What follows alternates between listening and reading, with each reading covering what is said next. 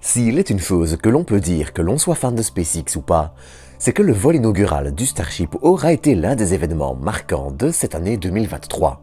À cette occasion, je vous propose de répondre à différentes de vos questions sur le Starship, son pas de tir et le bilan du vol en général.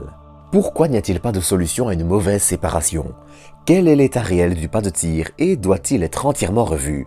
Pourquoi le véhicule n'a-t-il pas été détruit par sa rotation? Qu'en est-il des tuiles de protection thermique et du comportement des moteurs? C'est à toutes ces questions et bien plus encore que je vous propose de répondre aujourd'hui tout en revenant sur les dernières informations qui sont sorties lors des dernières heures. Mais avant de commencer, je vous invite à aller regarder l'épisode sur le bilan du vol qui, sans être essentiel pour comprendre les points abordés ici si vous ne l'avez pas vu, vous permettra de bien mieux en appréhender les détails. Sur ce, je vous retrouve tout de suite pour une nouvelle dose d'espace.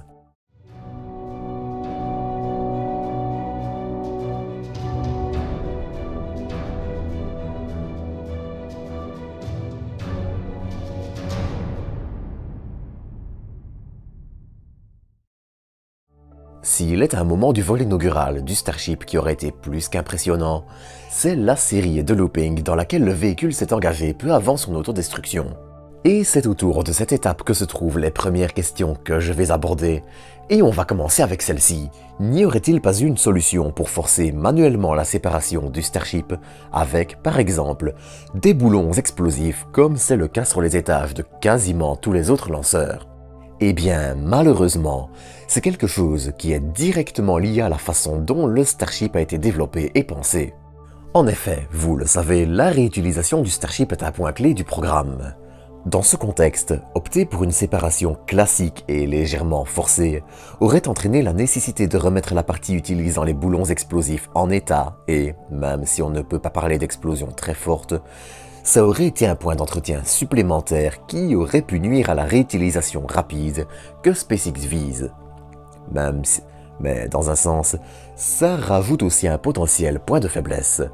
Mais dans un sens, on l'a vu, ça peut aussi rajouter un point de faiblesse. Mais d'ailleurs, comment le Starship a-t-il pu faire autant de looping sans se disloquer?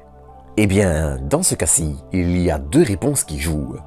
Dans un premier temps, le Starship et son booster Super Heavy ont été conçus avec ce type de manœuvre en tête pour éjecter le Starship qui se déboîte alors du lanceur. Ainsi, la structure est malgré tout conçue pour être assez résistante à la base et effectuer ce type de rotation. D'autre part, le véhicule était aussi, à cause de la perte de plusieurs moteurs, beaucoup moins rapide que ce qu'il aurait dû être, ce qui permit de réduire le stress structurel encaissé par le véhicule, alors qu'il était encore plus bas et donc dans une atmosphère plus dense que ce qu'il n'aurait dû connaître. Mais là où les questions deviennent plus épineuses, c'est lorsque l'on parle du pas de tir en lui-même. Avec de plus en plus d'images disponibles, il est désormais clair que la ferme de carburant est lourdement endommagée et que les fondations de la table de lancement sont dans un état assez critique, alors que la tour de lancement a elle aussi subi des dégâts, mais qui semblent assez modérés, mais j'y reviendrai. Et tout ceci pose quelques questions. Quel est le bilan sur cette partie de Starbase et quelle sera maintenant la suite des événements? Eh bien, la réponse varie un peu pour chaque élément. Pour le plus simple, la tour de lancement en elle-même, les choses sont encore assez claires. Elle a très nettement subi des dommages, mais rien qui laisse penser que les installations aient été directement compromises. Je ne crois pas exagérer en disant que les travaux sur elle seront probablement très légers, et, sauf si de graves dommages étaient découverts dans ses entrailles, il n'y a aucune raison de penser qu'elle soit ici la partie inquiétante du problème. La ferme de carburant, quant à elle, ça commence à être une question plus épineuse. Déjà, il est clair qu'au minimum 2 des 8 réservoirs sont tout simplement bons pour être remplacés. Ensuite, au moins 2 voire 3 autres ont été percés par les projectiles de béton venant du pas de tir lors du décollage. Et je ne parlerai pas ici des conduites de carburant et autres installations exposées, qui ne sont au fond qu'une petite partie du problème. La grosse, malheureusement, ça reste le pas de tir. Avec l'absence de déluge d'eau pour amoindrir le son et refroidir le pas de tir, et aussi de tranchées pour rediriger les flammes, le sol de celui-ci a été littéralement vaporisé. D'ailleurs, selon certaines estimations, le pas de tir aurait encaissé près d'un 30e d'une bombe d'Hiroshima. Avec autant de pression, pas étonnant qu'il ait fait un burn-out. Les débris ainsi projetés ont probablement endommagé les moteurs Raptor et Super Heavy, et ce dès les premiers instants du décollage, et ont ainsi provoqué un souffle gigantesque de débris. S'il est compliqué pour le moment de savoir quelle va être la suite, il est en revanche très clair que SpaceX va devoir considérablement revoir cette partie du programme.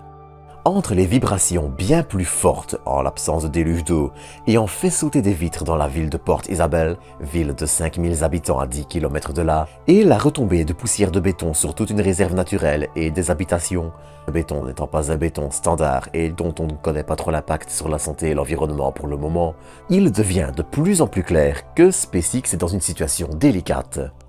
Entre les possibles impacts cancérigènes sur les humains, la faune sauvage et les dégâts matériels, le tout à cause d'un choix plus que discutable, il faut l'avouer, les déluges et tranchées étant des standards dans le spatial, les réactions des agences environnementales et de la FAA qui autorisent ou non les lancements de SpaceX commencent à arriver.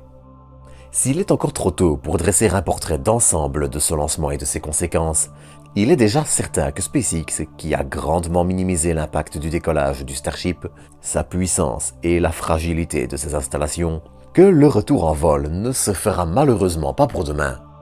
Déjà, il va falloir revoir entièrement la table de lancement, et il est fort probable que, malgré l'idée d'Elon Musk de doter le pas de tir d'une plaque en acier refroidi par un circuit d'eau qui pourrait marcher pour éviter les débris, SpaceX ne doivent se plier aux règles et construire un pas de tir dans les règles de l'art, ne serait-ce que pour minimiser l'impact sonore. Dans l'état actuel des choses, et malgré des prototypes comme le S-28 qui continuent d'avancer, Starship est désormais cloué au sol et la FAA a activé son plan de réponse aux anomalies, plan qui a été mis en place dans le cadre de leur rapport sur l'impact de Starbase il y a déjà maintenant plusieurs mois. Il est ainsi fort probable que les entités gouvernementales et SpaceX doivent maintenant trouver de nouveaux terrains d'entente sur l'exploitation du site, et il est à espérer que l'impact environnemental sur la faune et la flore comme sur les humains soit mieux géré. Le pas de tir, lui, devra à minima grandement évoluer et il est encore trop tôt pour dire si la table de lancement actuelle survivra, si elle sera adaptée, ou si les dommages à ses fondations et ses pieds sont tout simplement trop importants. Car au-delà de l'aspect visuel, les parties intactes ont probablement souffert de fissures et d'altérations majeures, et là aussi, il est encore trop tôt pour faire des pronostics. Il se pourrait par exemple que le béton ait été tellement détérioré que lors du prochain chargement de carburant d'un duo Starship Super Heavy, elle puisse s'effondrer. Pour ça aussi, il faudra donc plus d'inspections et encore attendre pour en savoir plus. Mais ça, on en reparlera encore au fur et à mesure. Une autre question qui se pose, c'est celle des tuiles de protection thermique. On constate en effet que sur la moitié du véhicule, au moins 4 sont tombées. Or, si le Starship veut survivre à une réentrée atmosphérique, c'est encore et toujours trop. Si SpaceX a grandement amélioré sa méthode de fixation, méthode qui lui avait déjà donné du fil à retordre par le passé, il reste encore pas mal de boulot de ce côté-là aussi, ce qui, néanmoins, ne devrait pas être une barrière majeure pour l'entreprise.